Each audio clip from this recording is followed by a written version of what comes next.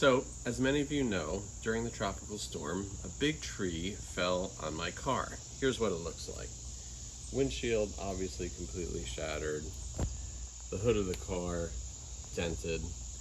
And so, yesterday, I found out from the insurance company that the car is totaled. That means in about a day or two, they're sending a salvage company to haul away what used to be my nice little car and is now a big piece of junk. And I'm thinking how interesting it is that this all happened shortly before the beginning of the month of Elul, which begins at the end of next week on August 21st. The month of Elul is the last month in the Jewish calendar, the last month before the month of Tishrei. And Tishrei is when we observe the High Holy Days. And it strikes me that just as I have to remove the junk of this car, so too, during Elul, do we begin the process of removing the spiritual junk from within our souls. When we look inside in a process of introspection during Elul, some of us are going to find that, like this windshield and the hood of this car, we're kind of shattered.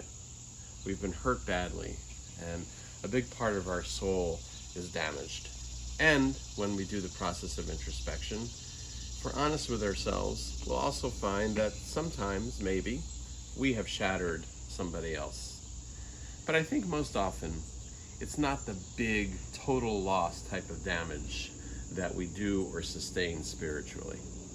During Elul, my guess is if we work hard, thinking back over the past year, we'll notice or recognize that maybe we have little scratches, little dents, little dings, like every car happens to have. That it's not one big tree falling and causing enormous damage.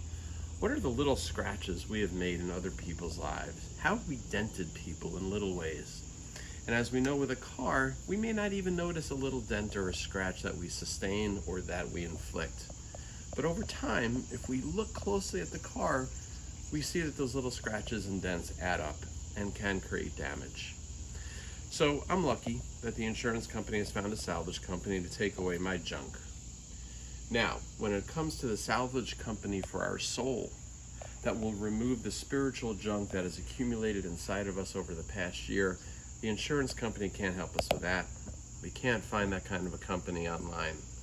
But here's where you can find the salvage company for the soul, in your nearest mirror. So let's take a look in the mirror, look at ourselves, and then look deep inside our hearts and our souls, and begin, during the month of Elul, the important spiritual work of cleansing our souls for the new year.